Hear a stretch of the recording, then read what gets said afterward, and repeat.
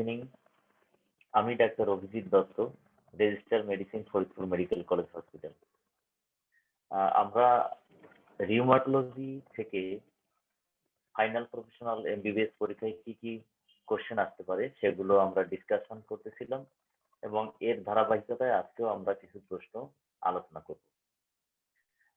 তো এই প্রশ্নগুলো আমি আগেই বলেছি যে এই প্রশ্নগুলো আমি নিজে থেকে কোনো সেট করিনি। এগুলো সারা বাংলাদেশ থেকে বিভিন্ন মেডিকেল কলেজের স্টুডেন্টদের পাঠানো কোশ্চেন থেকে আমরা আলোচনাগুলো করব। তো প্রথম দিন আমরা প্রায় 20 থেকে 25টি কোশ্চেনের উত্তর আলোচনা করেছিলাম। আজকেও আমরা চেষ্টা করব সমান সংখ্যক বা তার থেকে কিছু বেশি প্রশ্নের পসিবল আনসার কি কি হতে পারে সেগুলো নিয়ে। তো আমরা শুরু করি। প্রথমে আজকের আমাদের প্রথম কোশ্চেন হচ্ছে, an old lady presented with recurrent pain and swelling of both knees, small joints of hands and feet with morning stiffness. What is your diagnosis? Next question, what do you expect in knee examination? And third question is, give the outline of her treatment. ওকে, তো এরকম যদি কোনো question দেয়া হয় viva টেবিলে, তাহলে আপনাদেরকে প্রতিটি কোশ্চেনের মতো এখানেও বিবেচনা করতে হবে যে হোয়াট আর দ্য কি মেসেজ ফ্রম দি কোশ্চেন, অর্থাৎ কোশ্চেনটিতে কি মেসেজ কি কি আছে। এখানে কোশ্চেনটি হলো, and old lady presented with recurrent pain and swelling of both knees including small joints of hands and feet with morning stiffness. তাহলে এখানে কি মেসেজের মধ্যে হচ্ছে, এক নাম্বার যে পেশেন্টের এজ কত, এখানে বলা হচ্ছে ওল্ডার এজ। নেক্সট কি মেসেজ হচ্ছে যে জেন্ডার কি, জেন্ডার হচ্ছে লেডি, মানে ফিমেল জেন্ডার। থার্ড কি মেসেজ হচ্ছে what is the presentation of the patient, মানে what is the problem of the patient. এখানে হচ্ছে recurrent pain and swelling of both knees small joints of hands and feet, মানে হচ্ছে polyarthritis with morning stiffness. Morning stiffness দিয়ে এখানে indicate করা হয়েছে যে পেশেন্টের ইনফ্লামেটরি আর্থ্রাইটিস, তার মানে পলিআর্থ্রাইটিস। তো এখানে পেশেন্টের প্যাটার্ন অফ প্রেজেন্টেশনটা কি বা প্যাটার্ন অফ ইনভলভমেন্টটা কি, বোথ নি জয়েন্ট আছে, সেই সাথে small joints of hands and feet আছে, তার মানে polyarthritis.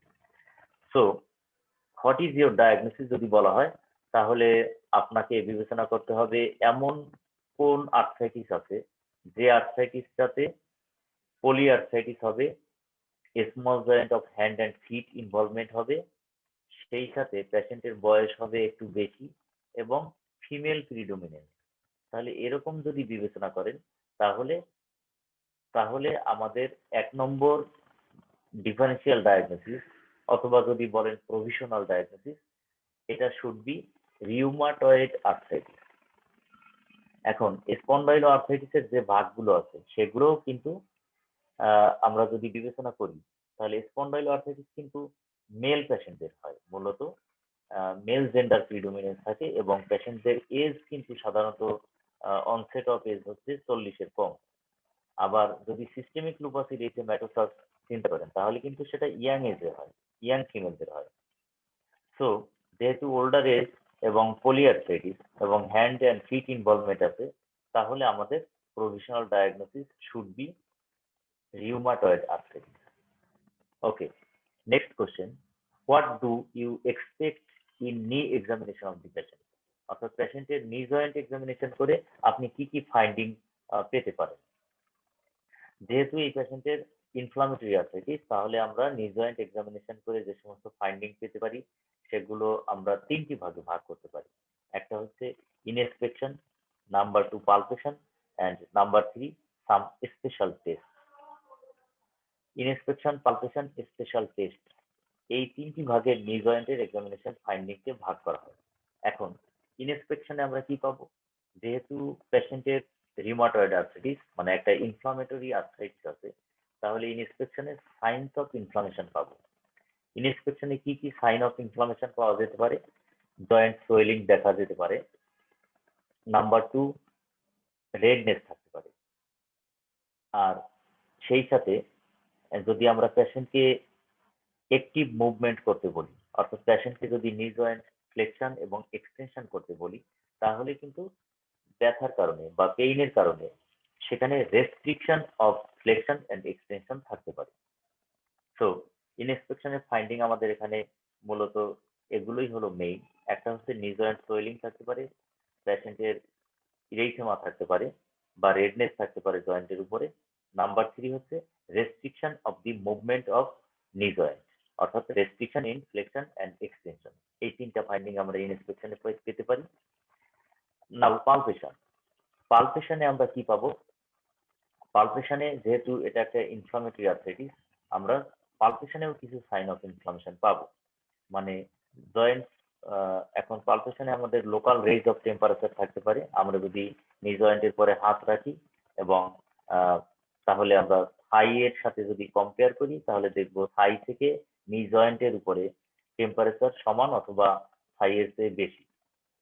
So range local temperature অথবা লোকাল রাইজ অফ টেম্পারেচার আমরা পেতে পারি।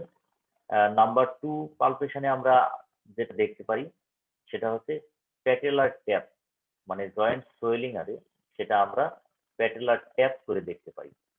প্যাটেলার ট্যাপ ছাড়াও আরো কিছু মেথড আছে জয়েন্ট সোয়েলিং দেখার জন্য, সেগুলো আজকে সময়ের অভাবে আর ডিসকাশন করব না, তবে আমরা সোয়েলিং বোঝার জন্য প্যাটেলার ট্যাপ পেতে পারি।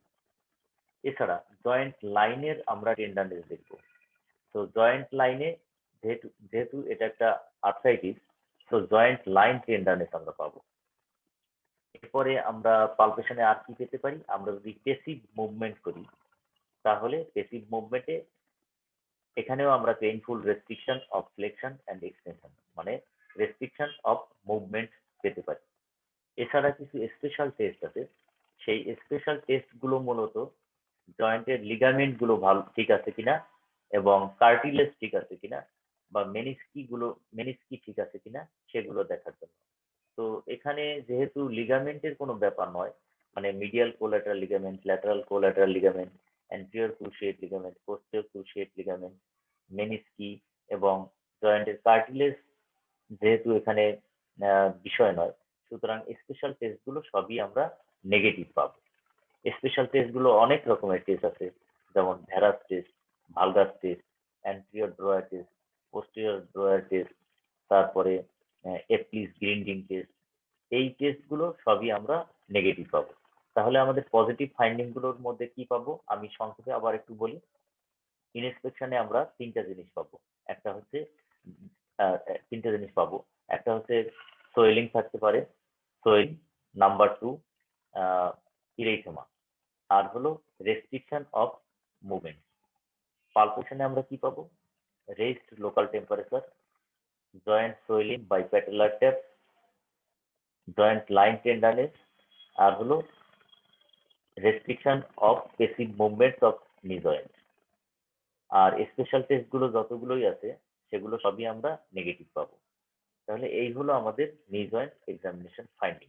আরো অনেক ফাইন্ডিং আছে, কিন্তু আপনাদের আন্ডার গ্রাজুয়েট লেভেলে এতটুকু বলতে পারলেই যথেষ্ট। Number 3, give the outline of your treatment. তাহলে রিমাটয়েড আর্থ্রাইটিসের আউটলাইন অফ ট্রিটমেন্ট মানে কি হতে পারে? এটা আমরা যখন রিমাটয়েড আর্থ্রাইটিস থিওরিটিক্যাল ক্লাস নিয়েছিলাম তখন কিন্তু বিস্তারিত আলোচনা করেছিলাম। এখন এরকম ভাইবার টেবিলে আপনাদেরকে বিস্তারিত ভাবেই শুরু করতে হবে। যদি এক্সামিনার মানে মাঝখানে থামিয়ে দেন তাহলে তো আপনি ওখানে আনসারের সমাপ্তি জানতে পারবেন। Outline of the management of rheumatoid arthritis আমরা কি বলেছিলাম? আমরা বলেছিলাম দুই ভাগে ভাগ করেছিলাম। একটা হচ্ছে নন ফার্মাকোলজিক্যাল অ্যান্ড প্রিভেন্টিভ ট্রিটমেন্ট, 2 নম্বর আমরা বলেছিলাম ফার্মাকোলজিক্যাল ট্রিটমেন্ট। তাহলে নন ফার্মাকোলজিক্যাল এবং প্রিভেন্টিভ ট্রিটমেন্টের মধ্যে কি আছে? পেশেন্টের রেস্ট আছে, পেশেন্টের ডিজিজ এডুকেশন, অর্থাৎ details counselling about the disease, সেটা আমাদেরকে করতে হবে। তারপরে আমরা বলেছিলাম যে কিছু ফিজিক্যাল থেরাপি আছে, হিট অ্যাপ্লিকেশন, কোল্ড অ্যাপ্লিকেশন এবং কিছু অ্যাসিস্টেড ডিভাইস আছে, অকুপেশনাল থেরাপি আছে সেগুলো। এছাড়া আমরা বলেছিলাম নন ফার্মাকোলজিক্যাল ট্রিটমেন্টের কিছু প্রিভেন্টিভ ট্রিটমেন্ট, মানে আমাদের রোগীর যেহেতু ইমিউন সাপ্রেসিভ কন্ডিশন, সেই ইমিউনো সাপ্রেসিভ কন্ডিশনে এবং আমরা অনেক ডিজিজ মডিফাইং ড্রাগ ব্যবহার করে ফার্দার ইমিউনিটি রিডাকশন হয়ে থাকে পেশেন্টের, সেই জন্য কিছু ভ্যাকসিনেশনের কথা বলেছিলাম। নিউমোনিয়ার ভ্যাকসিনেশন, ইনফ্লুয়েঞ্জার ভ্যাকসিনেশন এবং হেপাটাইটিস বি ভাইরাসের ভ্যাকসিনেশন এবং আদার ভ্যাকসিনেশন। এগুলো হচ্ছে নন ফার্মাকোলজিক্যাল ট্রিটমেন্ট। তো নন ফার্মাকোলজিক্যাল ট্রিটমেন্ট যদি আমি আবার সামারি করি, তাহলে ডিজিজ এডুকেশন, রেস্ট, তারপরে রেঞ্জ অফ মোশন এক্সারসাইজ, কিছু ফিজিক্যাল থেরাপি এবং ভ্যাকসিনেশন। এরপরে আসি ফার্মাকোলজিক্যাল থেরাপি। ফার্মাকোলজিক্যাল থেরাপিগুলোর আউটলাইন কিরকম হতে পারে, যে প্রথমে আমরা প্রত্যেকটা রিমাটয়েড আর্থ্রাইটিসের পেশেন্টদের ডিজিজ মডিফাইং ড্রাগ প্রয়োজন হয়। তো প্রথম স্টেপে আমরা সাধারণত slow acting disease modifying drug ব্যবহার করে থাকি। সেগুলোর মধ্যে চয়েস অফ ড্রাগ সাধারণত মেথোট্রেক্সেট, যদি কন্ট্রাইন্ডিকেশন না থাকে। তাহলে মেথোট্রেক্সেট ছাড়া আর কি কি ডিজিজ মডিফাইং ড্রাগ রয়েছে? এছাড়া সালফাসালাজিন, লেপ্টোনোমাইড, হাইড্রোক্সিক্লোরোকুইন, এই ধরনের ডিজিজ মডিফাইং ড্রাগ রয়েছে। তো এই ডিজিজ মডিফাইং ড্রাগ গুলো খুব স্লোলি কাজ করে বলে সেই জন্য আমাদেরকে, মানে এই ড্রাগ গুলো প্রথম 4 মাস পর্যন্ত খুব ধীরে ধীরে কাজ করে, 4 মাসে গিয়ে একদম ফুললি অ্যাক্টিভ হয়ে যায়। তো এই 4 মাসে পেশেন্টের সিমটম রিলিফ করার জন্য আমরা প্রেডনিসোলোন বা লো ডোজ গ্লুকোকর্টিকয়েড ব্যবহার করতে পারি এবং non steroidal anti inflammatory drug ব্যবহার করতে পারি। যদি পেশেন্টদের এই ডিজিজ মডিফাইং ড্রাগ গুলোর সিঙ্গেল অথবা কম্বিনেশনের পরেও যদি পেশেন্টের ডিজিজ রিমিশনে না আসে, সেক্ষেত্রে আমাদেরকে এর পরবর্তী স্টেজে আমরা বায়োলজিক্স ড্রাগ ব্যবহার করতে পারি। আমরা tumour necrosis factor inhibitor use করতে পারি, আমরা ইন্টারলিউকিন 6 ইনহিবিটর টসিলিজুমাব ব্যবহার করতে পারি এবং আদার অন্যান্য বায়োলজিক্স যেমন রিতুক্সিমাব এগুলো ব্যবহার করতে পারি। অথবা আমরা জ্যাক ইনহিবিটর বা জেনাস কাইনেস ইনহিবিটর যেমন টোফাসিটিনিব, ইউপাডাসিটিনিব এগুলো আমরা ব্যবহার করতে পারি। তো এই হলো আমাদের আউটলাইন অফ ট্রিটমেন্ট। তো এরপরে আমরা পরবর্তী কোশ্চেনে চলে যাই। আমাদের নেক্সট কোশ্চেন হচ্ছে, এ 60-year-old female came to you with knee joint pain during shifting from standing position. What is your diagnosis? তাহলে এখানে আগের কোশ্চেনের মতো কি মেসেজটা কি? পেশেন্টের এজ হচ্ছে 60 ইয়ার, জেন্ডার ফিমেল, আর প্রেজেন্টেশনটা কি, মানে প্রবলেমটা কি, সেটা হচ্ছে knee joint pain during sitting from standing position. আসলে কোশ্চেনটি ভালো আমি বুঝতে পারিনি, তবে যিনি প্রশ্নকর্তা তিনি বোধহয় বুঝিয়েছেন যে পেইনটা সিটিং মানে দাঁড়ানো থেকে বসা অবস্থায় বেশি হয়। তো হোয়াট ইজ ইয়োর ডায়াগনোসিস? তো এখন এভাবে কোশ্চেন করলে যে এক্সাক্ট ডায়াগনোসিস কিন্তু বলা সম্ভব নয়। এটা থেকে আমরা কিভাবে বলবো যে কি আর্থ্রাইটিস হয়েছে? এটা কিন্তু বলা সম্ভব নয়। মানে কোশ্চেনটি বোধহয় খুব একটা স্ট্যান্ডার্ড কোশ্চেন হয়নি। তবে যদি বলা হতো যে কি ধরনের আর্থ্রাইটিস হতে পারে, কি ধরনের পেইন হতে পারে, এটা কি মেকানিক্যাল নাকি ইনফ্লামেটরি, তাহলে আনসার দেওয়া যেতে পারে। যেহেতু দাঁড়ানো অবস্থায় বসা অবস্থায় পেইন বেশি, মানে রেস্টে বেশি, তাহলে আপনারা বলতে পারেন যে এই পেশেন্টের ইনফ্লামেটরি পেইন বা ইনফ্লামেটরি আর্থ্রাইটিস হতে পারে। এছাড়া আর তেমন কিছু এখানে বলা সম্ভব নয় যে কি ধরনের ডায়াগনোসিস হতে পারে। Okay, next question. A 65-year-old female complains of pain in right knee joint from sitting to standing position. On examination, the joint is not warm, tender or swollen হবে। Passive movement produces crepitus. What is your diagnosis? It is a good question. এখানে যথেষ্ট পরিমাণে information দেওয়া আছে এবং এই information গুলো থেকে একটা কনক্লুসিভ কমেন্ট দেওয়া সম্ভব। কিন্তু আগের কোশ্চেনটি কিন্তু ভেগ কোশ্চেন এবং কোশ্চেনটি ভালো হয়নি আসলে। তো যাই হোক, এখন এই কোশ্চেনটি যদি আমরা বিবেচনা করি যে হোয়াট আর দি কি মেসেজ ফ্রম দিস কোশ্চেন, আমি কোশ্চেনটি আবার বলতেছি যে এ 65-year-old ফিমেল, তার প্রেজেন্টেশন হচ্ছে pain in right knee joint. Examination করলে কি পাওয়া গেছে? এক্সামিনেশন করলে বলা হয়েছে the joint is not warm, tender or swollen, মানে সাইন অফ কোনো ইনফ্লামেশন নাই। পেসিভ মুভমেন্ট প্রডিউসেস ক্রেপিটেশন, মানে জয়েন্টের মধ্যে ক্রেপিটেশন আছে। আমরা যদি এক হাত জয়েন্টের উপরে রাখি, নি জয়েন্টের উপরে রাখি, এক হাতের পামার সার্ফেস দিয়ে যদি নি জয়েন্টের উপরে রাখি এবং পেশেন্ট আর এক হাত দিয়ে যদি নি জয়েন্ট ফ্লেকশন এক্সটেনশন করি, তাহলে যে হাতটা আমরা নি জয়েন্টের উপরে রেখেছি সেখানে কোর্স ক্রেপিটেশন ফিল করব। এটাই হলো এই কোশ্চেনে বলা আছে। তাহলে হোয়াট ইজ ইউর ডায়াগনোসিস? এখানে আমাদের কি মেসেজ কি কি আছে? কি মেসেজ হচ্ছে নাম্বার 1, এজ হচ্ছে 65 ইয়ার্স, মানে older age. Number 2, gender is female. Number 3, এখানে একটা জয়েন্টে পেইন বলা আছে এবং যেটা দাঁড়ানো অবস্থায় বেশি, মানে কাজের সময় বেশি, জয়েন্টে মানে রেস্টে কম। এবং এক্সামিনেশন করেও কিন্তু বলা আছে যে joint is not warm, not tender এবং সোয়েলিং নাই। তার মানে হচ্ছে যে পেশেন্টের সাইন অফ ইনফ্লামেশন নাই, তাহলে এটা ডিজেনারেটিভ আর্থ্রাইটিস। এবং ক্রেপিটেশন, ক্রেপিটেশন মানে হচ্ছে জয়েন্টে ড্যামেজ আছে, কার্টিলেজ রিডাকশন হয়েছে এবং বোনসের ফ্রিকশনের কারণে বা অস্টিওফাইটের কারণে ক্রেপিটেশন তৈরি হয়েছে। তার মানে what is your diagnosis? Diagnosis is degenerative arthritis অথবা osteo arthritis.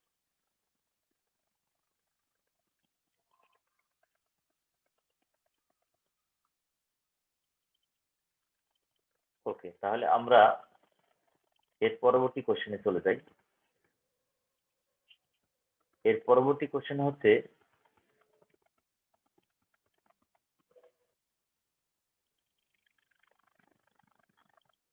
Okay, next question. A girl of 22 years presented with migratory polyarthritis, skin rash, oral ulcer. What is the most likely diagnosis?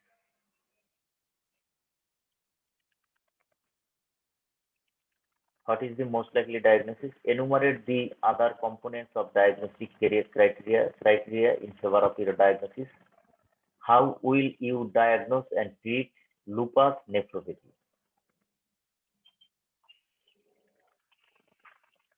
ওকে, তাহলে এখানে এখানে আমাদের কোশ্চেনের কি message কি আছে? যে এ গার্ল অফ 22 ইয়ার্স, মানে এক নম্বরে ফিমেল জেন্ডার, নাম্বার 2 এজ হচ্ছে 22, পেশেন্টের মাইগ্রেটরি পলিআর্থ্রাইটিস আছে, সাথে স্কিন র্যাশ আছে, ওরাল আলসার আছে। So what is your diagnosis? এখানে ভালোই কি মেসেজ, কি মেসেজ থেকে আমরা ইজিলি বুঝতে পারতেছি একটা অল্প বয়স্ক মেয়ে যার পলিআর্থ্রাইটিস আছে, স্কিন র্যাশ আছে, ওরাল আলসার আছে। তো মোস্ট লাইকলি ডায়াগনোসিস এখানে বোঝানো হয়েছে সিস্টেমিক লুপাস এরিথেমাটোসাস।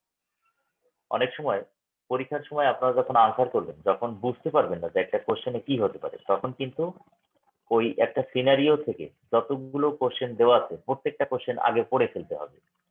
কারণ প্রশ্নপত্রেই কিন্তু অনেক সময় আনসার দেওয়া থাকে। যেমন এটা যদি কেউ না বুঝতে পারেন যে সিস্টেমিক লুপাস এরিথেমাটোসাস বা এসএলই, তাহলে কিন্তু দেখুন এই নাম্বারে মানে কোশ্চেন 1-এ বলা আছে what is the most likely diagnosis, question বি-তে বলা আছে enumerate the components of diagnostic criteria in favour of your diagnosis, question সি-তে বলা আছে how will you diagnose and treat lupus nephropathy. Lupus মানে এসএলই, তার মানে কোশ্চেন সি-তে কিন্তু মানে আনসারের ক্লু দেওয়া আছে যেটা এসএলই পেশেন্ট। তাহলে এখানে আমাদের most likely diagnosis is systemic lupus erythematosus বা এসএলই। কোশ্চেন বি-তে বলা হয়েছে যে এনুমারেট দি আদার কম্পোনেন্টস অফ ডায়াগনস্টিক ক্রাইটেরিয়া। এখানে আপনাদের মেডিসিন বইয়ে আমেরিকান কলেজ অফ রিউমাটোলজি বা এশিয়ার classification criteria for systemic lupus erythematosus দেওয়া আছে। সেখানে 11টা ক্রাইটেরিয়া দেওয়া আছে। সেই 11টা ক্রাইটেরিয়ার মধ্যে এখানে আছে কয়টা ক্রাইটেরিয়া? এখানে আছে oral ulcer, arthritis, skin rash, মানে 3টে ক্রাইটেরিয়া দেওয়া আছে। অর্থাৎ বাকি যে 8টা ক্রাইটেরিয়া রয়েছে সেই 8টা ক্রাইটেরিয়া কি কি আছে সেগুলো আপনাদের কাছে জানতে চাওয়া হয়েছে। তার মানে মেডিসিন বইয়ে যে 11টা ক্রাইটেরিয়া দেওয়া আছে এগুলো আপনাদেরকে মুখস্থ রাখতে হবে এসিডি। এবং এটা একটা খুবই কমন কোশ্চেন, অনেক সময় জিজ্ঞেস করা হয় যে আমেরিকান কলেজ অফ রিউমাটোলজি বা এশিয়ার ক্লাসিফিকেশন ক্রাইটেরিয়া ফর এসএলই, এটা আপনারা একটু বলুন। তাহলে আর বাকি ক্রাইটেরিয়া গুলো কি কি রয়েছে এটা আপনারা ভালো করে মেডিসিন বই থেকে দেখে নেবেন। তো আমি এখানে সংক্ষেপে শুধু শিরোনামগুলো বলে দিচ্ছি। 1 নম্বর ক্রাইটেরিয়া ফর এসএলই হচ্ছে, 1 নম্বরে হচ্ছে মেলার র্যাশ বা বাটারফ্লাই র্যাশ আপনারা বলতে পারেন। নাম্বার 2 হচ্ছে ডিসকয়েড র্যাশ। নাম্বার 3 হচ্ছে ফটোসেন্সিটিভিটি। নাম্বার 5 হচ্ছে সরি 1 নম্বরে মেলার র্যাশ, 2 নম্বরে হচ্ছে ডিসকয়েড র্যাশ, 3 নম্বরে হচ্ছে ফটোসেন্সিটিভিটি, 4 নম্বরে হচ্ছে ওরাল আলসার, 5 নম্বরে হচ্ছে আর্থ্রাইটিস, 6 নম্বরে হচ্ছে সেরোসাইটিস, 7 নম্বরে হচ্ছে রেনাল ইনভলভমেন্ট, 8 নম্বরে হচ্ছে নিউরোলজিক্যাল ইনভলভমেন্ট, 9 নম্বরে হচ্ছে হেমাটোলজিক্যাল ইনভলভমেন্ট, 10 নম্বরে হচ্ছে ইমিউনোলজিক্যাল ইনভলভমেন্ট, মানে অনেক ধরনের অ্যান্টিবডি পজিটিভ হতে পারে, যেমন অ্যান্টিডিএস ডিএনএ, অ্যান্টি স্মিথ অ্যান্টিবডি। এবং 11 নম্বরে হচ্ছে ANA, positive anti nuclear antibody. তো এগুলো মনে রাখা কিন্তু খুব কঠিন কিছু না। এগুলো বারবার পড়লে শুধুমাত্র টাইটেল গুলো যদি পরীক্ষার সময় আপনারা বলতে পারেন শিরোনামগুলো, তাহলে কিন্তু আপনাদের আনসার দেওয়া হয়ে যাবে। ওকে, সি নাম্বারে বলা হয়েছে যে how will you diagnose and treat lupus nephropathy. মানে লুপাস নেফ্রোপ্যাথি যখন এসএলইতে রেনাল ইনভলভমেন্ট হবে তখন সেটাকে আমরা বলি লুপাস নেফ্রাইটিস। তো লুপাস নেফ্রাইটিস কিভাবে ডায়াগনোসিস করা হয়? যদি কোনো এসএলই পেশেন্টদের লুপাস নেফ্রাইটিস আমরা ডায়াগনোসিস করতে চাই তাহলে আমরা কি কি ইনভেস্টিগেশন করি? তো পেশেন্টের ইনভেস্টিগেশনের মধ্যে হচ্ছে আমরা ইউরিনারি করব, একটা urine routine examination, serum creatinine করতে পারি, আর হচ্ছে কখনো কখনো আমরা রেনাল বায়োপসি করে থাকি। এছাড়া ইউরিনে অনেক সময় 24 আওয়ার ইউরিনারি প্রোটিন আমরা দেখে থাকি, মানে 24 ঘন্টায় প্রস্রাবে কি পরিমাণে প্রোটিন যাচ্ছে। তাহলে ইনভেস্টিগেশন গুলো কি কি আছে? একটা হচ্ছে ইউরিন রুটিন এক্সামিনেশন বা ইউরিন আরই। নাম্বার 2 হচ্ছে সিরাম ক্রিয়েটিনিন আমরা দেখতে পারি। নাম্বার 3 হচ্ছে 24 আওয়ার ইউরিনারি প্রোটিন। এবং নাম্বার 4 হচ্ছে রেনাল বায়োপসি বা কিডনি বায়োপসি। এখন ইউরিন আরিতে আমরা কি পাবো? ইউরিন আরিতে আমরা লুপাস নেফ্রাইটিসে প্রোটিন ইউরিয়া পেতে পারি, আমরা ইউরিনে আরবিসি পেতে পারি, যেটা সাধারণত পার হাই পাওয়ার ফিল্ডে number of RBC will be more than equal to 5, এবং আমরা ডব্লিউবিসি পেতে পারি ইউরিনে, সেটাও পার হাই পাওয়ার ফিল্ডে 5 বা তার বেশি থাকবে। 24 আওয়ার ইউরিনারি প্রোটিনে আমরা অনেক বেশি প্রোটিন দেখতে পারি এবং কোয়ান্টিফিকেশন অফ প্রোটিন করতে পারি যে কি পরিমাণে প্রোটিন 24 ঘন্টায় বের হয়ে যাচ্ছে। আর রেনাল বায়োপসি করলে আমরা লুপাস নেফ্রাইটিসের ফাইন্ডিং পেতে পারি। এখানে ইমিউন কমপ্লেক্স ডিপোজিশন, সব ধরনের ইমিউনোগ্লোবিউলিন পাওয়া যেতে পারে। তাহলে এভাবে আমরা লুপাস নেফ্রাইটিস, এবং লুপাস নেফ্রাইটিসের অনেকগুলো ক্লাস রয়েছে, কোন ধরনের ক্লাস এই একটা পেশেন্টের হয়েছে আমরা বায়োপসি করে হিস্টোপ্যাথোলজি থেকে আমরা পেতে পারি। এরপরে ট্রিটমেন্ট, লুপাস নেফ্রোপ্যাথির ট্রিটমেন্ট কি? লুপাস নেফ্রোপ্যাথি আসলে ক্লাস 1 থেকে ক্লাস 6 পর্যন্ত লুপাস নেফ্রোপ্যাথি, এবং প্রত্যেকটা ক্লাসের ট্রিটমেন্ট আসলে আলাদা। তো এখানে আমাদের সবচেয়ে যেমন ক্লাস 1 যে লুপাস নেফ্রাইটিস, এটাকে আমরা বলি মিনিমাল মেসেঞ্জিয়াল লুপাস নেফ্রাইটিস, যেটা সাধারণত এর জন্য আলাদা করে কোনো ট্রিটমেন্টের প্রয়োজন হয় না, এসএলইর যে জেনারেল ম্যানেজমেন্ট রয়েছে সেটা করলেই হয়। ক্লাস 2 হচ্ছে মেসেঞ্জিয়াল প্রলিফারেটিভ লুপাস নেফ্রোপ্যাথি, এখানেও সাধারণত তেমন একটা ট্রিটমেন্টের প্রয়োজন হয় না, এসএলইর জেনারেল ম্যানেজমেন্ট এবং প্রোটিন ইউরিয়া কমানোর ট্রিটমেন্ট দিলে ক্লাস 2 এর ট্রিটমেন্ট হয়ে যায়। ক্লাস 3 এবং ক্লাস 4 হচ্ছে প্রলিফারেটিভ লুপাস নেফ্রাইটিস, যেটা হচ্ছে সবচেয়ে ভয়ঙ্কর, এবং এটার জন্য যথেষ্ট পরিমাণে ইমিউনোসাপ্রেসিভ থেরাপির প্রয়োজন হয়। তো ক্লাস 3 বা ক্লাস 4 যে প্রলিফারেটিভ লুপাস নেফ্রাইটিস রয়েছে, সেখানে সাধারণত ইমিউনোসাপ্রেসিভ ট্রিটমেন্ট দেওয়া হয় এবং সেই ইমিউনোসাপ্রেসিভ ট্রিটমেন্টের মধ্যে সাধারণত যেটা করা হয় এটাকে দুটো ফেজ আছে ট্রিটমেন্টের। একটা হচ্ছে ইন্ডাকশন থেরাপি এবং পরবর্তী ফেজ হচ্ছে মেইনটেনেন্স থেরাপি। ইন্ডাকশন থেরাপিতে সাধারণত আমরা মাইক্রোফেনোলেট মফেটিন অথবা সাইক্লোফসফামাইড এর সাথে হাই ডোজ স্টেরয়েড দিয়ে ইন্ডাকশন করা হয়। যেমন যদি আমরা সাইক্লোফসফামাইড দিয়ে ইন্ডাকশন করি তাহলে মানে আমরা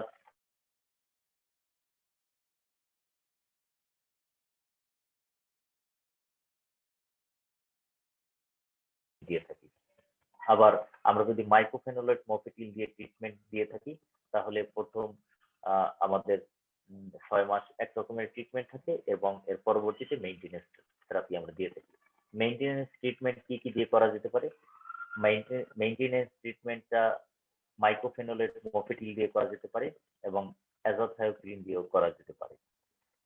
আমাদের ইন্ডাকশন ট্রিটমেন্ট 6 মাস, এরপরে মেইনটেনেন্স থেরাপি 2 বছর এবং এর সাথে আমরা প্রেডনিসোলোন প্রথমে বা পালস মিথাইলপ্রেডনিসোলোন ইউজ করতে পারি এবং পরবর্তীতে আমরা ট্যাপারিং ডোজে প্রেডনিসোলোন আমরা ব্যবহার করে থাকি এবং এটাও আমরা 2 বছর ইউজ করতে পারি।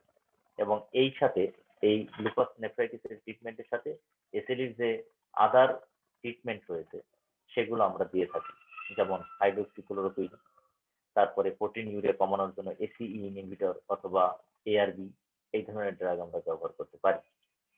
সংক্ষেপে আপনারা যদি ট্রিটমেন্ট লুপাস নেফ্রাইটিসের জিজ্ঞেস করা হয় আপনারা সংক্ষেপে বলবেন যে স্যার একটা ইন্ডাকশন ট্রিটমেন্ট রয়েছে এবং একটা মেইনটেনেন্স ট্রিটমেন্ট রয়েছে। আমরা ইন্ডাকশন ট্রিটমেন্ট সাধারণত দিয়ে থাকি মাইক্রোফেনোলেট মফেটিল অথবা সাইক্লোফসফামাইড দিয়ে, যেটা 6 মাস আমরা চালিয়ে থাকি এবং এরপরে মেইনটেনেন্স ট্রিটমেন্ট আমরা সাধারণত অ্যাজাথিওপ্রিন অথবা মাইক্রোফেনোলেট মফেটিল দিয়ে করতে পারি এবং এর সাথে আমরা হাইড্রোক্সিক্লোরোকুইন এবং স্টেরয়েড জাতীয় ড্রাগ ব্যবহার করতে পারি। আমার মনে হয় এতটুকু বললে আপনাদের জন্য আনসার যথেষ্ট। ওকে, তো এখন আমরা নেক্সট কোশ্চেনে যাই। এর পরবর্তী কোশ্চেন হচ্ছে এ 35-year-old lady presenting with the complaints of polyarthralgia for last 10 weeks. She also gives history of rash over her cheek and mouth ulceration. There is evidence of pleural effusion and ascites with proteinuria. Okay, what is the most probable diagnosis? How many criteria are present in this case? What specific tests do you suggest for establishing your diagnosis? And name 3 drugs that are used for treating in this case. Okay, তো এখন এখানে আমাদের যে কোশ্চেনটি এখানে দেওয়া আছে এখানে কি মেসেজ কি কি আছে? এ 35-year-old লেডি মানে এজ হচ্ছে 35 ইয়ার, জেন্ডার হচ্ছে ফিমেল, আর প্রেজেন্টেশন হচ্ছে পলিআর্থ্রালজিয়া ফর 10 উইকস। এর সাথে হিস্ট্রি আছে যে র্যাশ ওভার দি চিক মানে বাটারফ্লাই র্যাশ আছে এবং মাউথ আলসারেশন আছে। ওকে, আমাদের আর এখানে আরো একটা কথা বলা আছে, there is evidence of pleural effusion and ascites with proteinuria. তার মানে there is significant clue information আর enough for concluding a provisional diagnosis of SLE.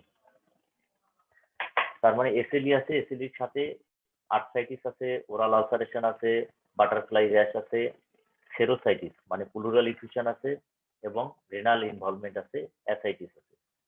তো এখন এখানে এসএলইর তো অনেক ধরনের যে ক্রাইটেরিয়া গুলো আমরা একটু আগে আলোচনা করেছি সেই ক্রাইটেরিয়া ছাড়া সেই ক্রাইটেরিয়া গুলোর মধ্যে বি নাম্বার কোশ্চেনে বলা আছে হাউ মেনি ক্রাইটেরিয়া। তাহলে 1 নম্বরে আমাদের এখানে কি আছে? 1 নম্বরে আছে আর্থ্রাইটিস মানে কোশ্চেন থেকে আর্থ্রাইটিস বলা আছে। নাম্বার 2 মেলার র্যাশ বলা আছে। নাম্বার 3 ওরাল আলসারেশন আছে। Number 4 pleural effusion and ascites মানে সেরোসাইটিস আছে। নাম্বার 5 প্রোটিনিউরিয়া মানে রেনাল ইনভলভমেন্ট আছে। তার মানে 5টা ক্রাইটেরিয়া আছে এখানে। এসিআর ক্লাসিফিকেশন ক্রাইটেরিয়া যে 11টা ক্রাইটেরিয়া তার মধ্যে 5টা ক্রাইটেরিয়া রয়েছে। তার মানে বি নাম্বার কোশ্চেনের আনসার হবে there are 5 criteria for SLE. C C নাম্বারে বলা আছে যে what specific test do you suggest for establishing your diagnosis, মানে আপনি কি ধরনের টেস্ট করবেন, স্পেসিফিক টেস্ট ফর ডায়াগনোসিস। তো এখানে মানে এই প্রশ্নটি দিয়ে আসলে এক্সামিনার আপনাদের কাছে জানতে চেয়েছেন যে what are the auto antibody test, বা কি কি ধরনের অ্যান্টিবডি টেস্ট করে আপনি এটা কনফার্ম হবেন যে পেশেন্টের এসএলই। তো এখানে কনফার্ম হওয়ার যে টেস্টগুলো আপনারা যদি বলেন কি কি অ্যান্টিবডি আছে এসএলই, এক এক নম্বরে আছে এএনএ মানে অ্যান্টি নিউক্লিয়ার অ্যান্টিবডি, 2 নম্বরে হচ্ছে এনটিডিএস ডিএনএ, এনটিডিএস ডিএনএ বা ডবল স্ট্যান্ডার্ড ডিএনএ, নাম্বার 3 হচ্ছে এন্টি স্মিথ অ্যান্টিবডি। তাহলে আপনারা যদি এরকম আনসার বলেন যে sir I want to do, এখানে কি কি টেস্ট করব, আমরা টেস্টের মধ্যে অটো অ্যান্টিবডি টেস্ট করতে পারি যেটা কনফার্ম করার জন্য ANA, anti DS DNA, anti Smith antibody. এছাড়া ম্যানেজমেন্টের জন্য আমরা ইউরিনারি করতে পারি, সিবিসি করতে পারি, এএলটি এবং সিরাম ক্রিয়েটিনিন করতে পারি। এছাড়া কিডনি ইনভলভমেন্ট যেটা হয়েছে সেটা মানে কোন ধরনের লুপাস নেফ্রাইটিস, কোন ক্লাস লুপাস নেফ্রাইটিস সেটা দেখার জন্য আমরা রেনাল বায়োপসি করতে পারি। তাহলে মোটামুটি এতটুকু বললেই মানে answer more than enough. D নাম্বারে বলা আছে name 3 important drug that are used for treating this case, মানে কি কি ড্রাগ ব্যবহার করা যেতে পারে। এখানে অনেক ধরনের ড্রাগ রয়েছে এসিলিতে, আপনারা ইজিলি অনেকগুলো ড্রাগের নাম আপনারা বলে দিতে পারেন, এগুলো একটু আগে আমি আলোচনা করেছি। আপনারা বলতে পারেন যে হাইড্রোক্সিক্লোরোকুইন ব্যবহার করা যেতে পারে, স্টেরয়েড বা গ্লুকোকর্টিকয়েড জাতীয় ড্রাগ ব্যবহার করা যেতে পারে, মাইক্রোফেনলেট, মফেটিভ, সাইক্লোফসফামাইড, এই 4টা ড্রাগের কথা একটু আগে আমরা ডিসকাশন করেছি। তাহলে এখান থেকে যে কোনো তিনটি ড্রাগ আপনারা বলবেন। ওকে, তাহলে আমরা নেক্সট কোশ্চেনে যাই।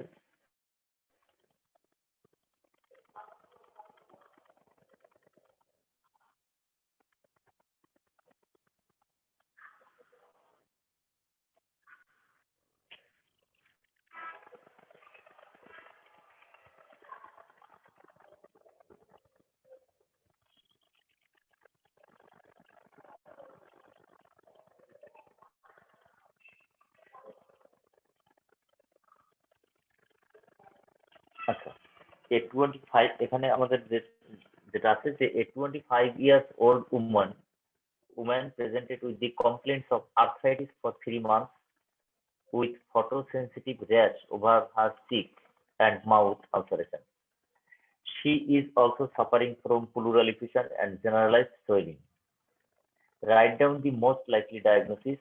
How many diagnostic criteria are present in this case and name 5 important investigations with their relation. এই কোশ্চেনটিও আসলে এসএলই থেকেই করা হয়েছে। তো এখানে যে মানে যেটা বলা আছে, যেহেতু এই কোশ্চেনের আনসার বোধহয় আমরা ডিসকাশন করে ফেলেছি, তো আবার যেহেতু কোশ্চেনটি এসেছে আমি সংক্ষেপে একটু আলাপ করেই ফেলি। যে এখানে কি মেসেজ হচ্ছে 25 ইয়ার মানে এজ, পেশেন্টের এজ হচ্ছে 25 ইয়ার, জেন্ডার হচ্ছে ফিমেল। আর আমাদের পেশেন্টের প্রেজেন্টেশনটা কি, প্রেজেন্টেশন হচ্ছে arthritis for 3 months with photo sensitive rash মানে মেলার র্যাশ, মাউথ আলসারও আছে, প্লুরাল ইফিউশন এবং জেনারেলাইজড সোয়েলিং রয়েছে। তাহলে what is the most likely diagnosis? Definitely the most likely diagnosis is SLE বা systemic lupus erythematosus. Question B তে আছে how many diagnostic criteria are present in this case? তাহলে কি কি diagnostic criteria আছে আমরা দেখি। এক নম্বরে আছে এখানে ফটোসেন্সিটিভিটি আছে, সরি আর্থ্রাইটিস আছে, নাম্বার 1 আর্থ্রাইটিস, নাম্বার 2 ফটোসেন্সিটিভ র্যাশ, 3 নম্বর হচ্ছে ওরাল আলসার, 4 নম্বরে আছে সেরোসাইটিস মানে প্লুরাল ইফিউশন। তার মানে এই 4টা ক্রাইটেরিয়া রয়েছে, এই 4টা ক্রাইটেরিয়া রয়েছে। আর জেনারেলাইজড সোয়েলিং এটা যদি লুপাস নেফ্রাইটিসের কারণে হয়ে থাকে সেটা এখানে কনফার্ম না। যদি লুপাস নেফ্রাইটিসের কারণে হয়ে থাকে তাহলে 5টা ক্রাইটেরিয়াও বলা যেতে পারে। তার মানে হাউ মেনি ক্রাইটেরিয়া, 4 অর 5, এটা আপনারা আনসার করতে পারেন। নাম্বার 3 তে বলা আছে name 5 important investigation with their relation, মানে কি কি 5টা ইনভেস্টিগেশন বলতে হবে এবং সেই ইনভেস্টিগেশনের ফাইন্ডিং বলতে হবে। তাহলে 5টা ইনভেস্টিগেশন কি কি হতে পারে? 1 নম্বরে হতে পারে ইউরিন আরই বা ইউরিন রুটিন এক্সামিনেশন। এখানে আমরা যদি নেফ্রোপ্যাথি থাকে বা লুপাস নেফ্রাইটিস থাকে তাহলে কি কি ফাইন্ডিং হতে পারে? এখানে আমরা প্রোটিনিউরিয়া পেতে পারি, ইউরিনে আরবিসি পার হাই পাওয়ার ফিল্ডে 5 এর বেশি থাকতে পারে, ইউরিনে ডব্লিউবিসি বা 5 সেল থাকতে পারে, যেটা নাম মানে পার হাই পাওয়ার ফিল্ডে 5 বা তার বেশি থাকতে পারে। তাহলে ইউরিনারিতে এই ফাইন্ডিং আমরা পেতে পারি। নাম্বার 2, কমপ্লিট ব্লাড কাউন্ট করতে পারি, মানে সিবিসি করতে পারি। সিবিসিতে কি পেতে পারি? সিবিসিতে আমরা এনিমিয়া পেতে পারি, এসিলির কারণে এনিমিয়া হতে পারে। আমরা টোটাল কাউন্ট অফ ডব্লিউবিসি কম পেতে পারি, মানে লিউকোপেনিয়া পেতে পারি। আমরা থ্রম্বোসাইটোপেনিয়াও পেতে পারি। তাহলে আমাদের ফুল ব্লাড কাউন্টে আমরা এরকম পেতে পারি। এরপরে কি করতে পারি আমরা? থার্ড ইনভেস্টিগেশন আমরা একটা ইএসআর এবং সি রিঅ্যাক্টিভ প্রোটিন এগুলো আমরা হাই পেতে পারি। 4 নম্বরে আমরা কি করতে পারি? আমরা ম্যানেজমেন্টের প্রয়োজনে লিভার ফাংশন টেস্ট বা এসজিপিটি এবং কিডনি ফাংশন টেস্ট, আমরা সিরাম ক্রিয়েটিন এগুলো করতে পারি। এরপরে 5 নম্বরে আমরা কি? আমরা অটো অ্যান্টিবডি করতে পারি, কিছু অ্যান্টিবডি টেস্ট করতে পারি, যেমন এএনএ, অ্যান্টি-ডিএসডিএনএ, অ্যান্টি-স্মিথ অ্যান্টিবডি। এছাড়া যেহেতু প্লুরাল ইফিউশন বলা আছে, তো আমরা একটা চেস্ট এক্সরে করে দেখতে পারি যে পেশেন্টের প্লুরাল ইফিউশন আছে কিনা। এছাড়া আরো অনেক রকমের ইনভেস্টিগেশন আমরা করতে পারি, যেমন যেহেতু জেনারেলাইজড সোয়েলিং রয়েছে, সেই জেনারেলাইজড সোয়েলিং এর জন্য আমরা দেখতে পারি যে পেশেন্টের লুপাস নেফ্রাইটিস আছে কিনা, আমরা কিডনি বায়োপসি করে দেখতে পারি। এছাড়া আরো অনেক রকমের টেস্ট রয়েছে, সেগুলো আমরা এখন আর ডিসকাশন না করি। ওকে, নেক্সট কোশ্চেনে আমরা যাই। A 25-year-old female presented with fever, mouth ulcer, malar erythematous rash, alopecia, and leg edema. What is your possible diagnosis? এই কোশ্চেনটিও এসএলই রিলেটেড কোশ্চেন অ্যাকচুয়ালি। তো এখানে আপনারা অলরেডি বোধহয় এই কোশ্চেনের আনসার মানে পেরে যাবেন, আমরা অনেক ডিসকাশন করেছি। এখানেও তাহলে আমাদের ডায়াগনোসিস হচ্ছে এসএলই। তো how many SLE? B number কোশ্চেনে আছে কিভাবে ইনভেস্টিগেশন করবেন, এটাও আপনারা পারবেন। Name other auto immune diseases, 4 other auto immune disease, আর কি আরো 4টি অটো ইমিউন ডিজিজের কথা এখানে বলা আছে। তাহলে আমরা আর 4টি অটো ইমিউন ডিজিজের নাম আপনারা আশা করি বলতে পারবেন, যেমন রিমাটয়েড আর্থ্রাইটিস হতে পারে, তারপরে আপনারা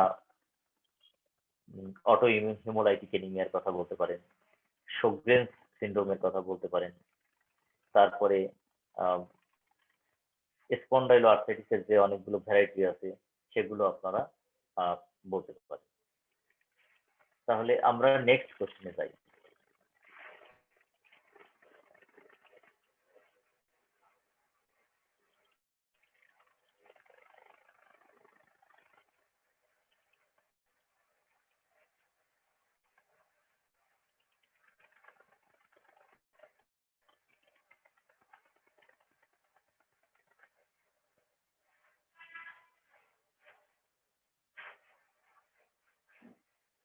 তাহলে এখন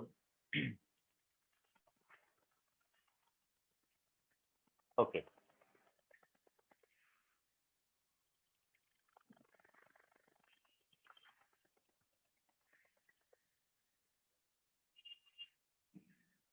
এখানে আমরা একটা আচ্ছা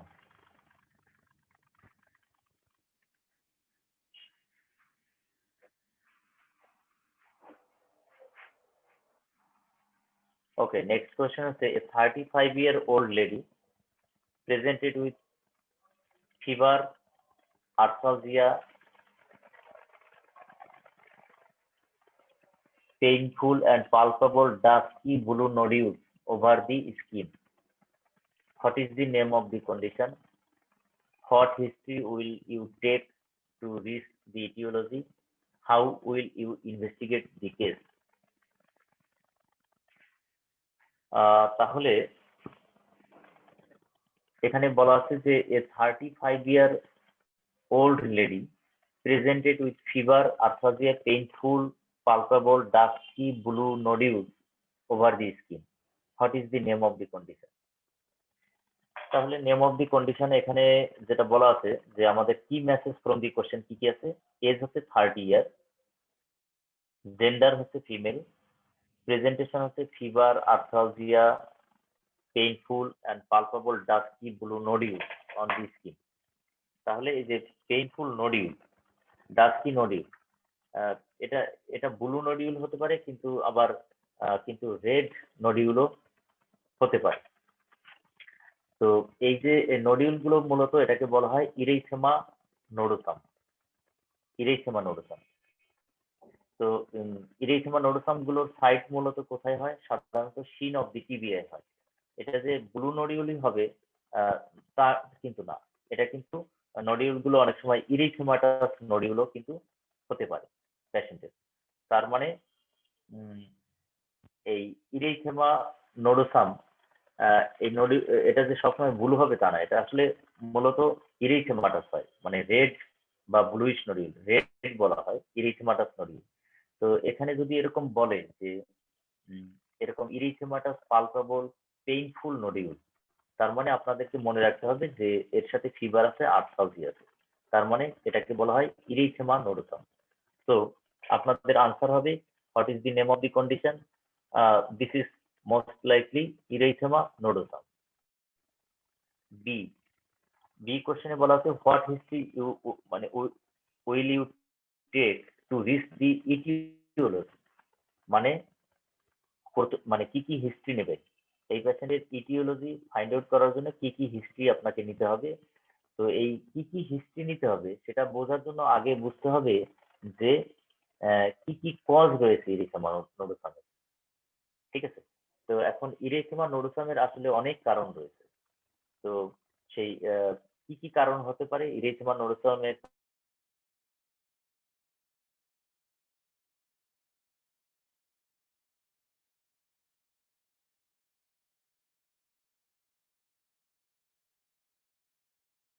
প্লাজমা, স্যালমোনেলা, তারপরে লেপ্রোসি,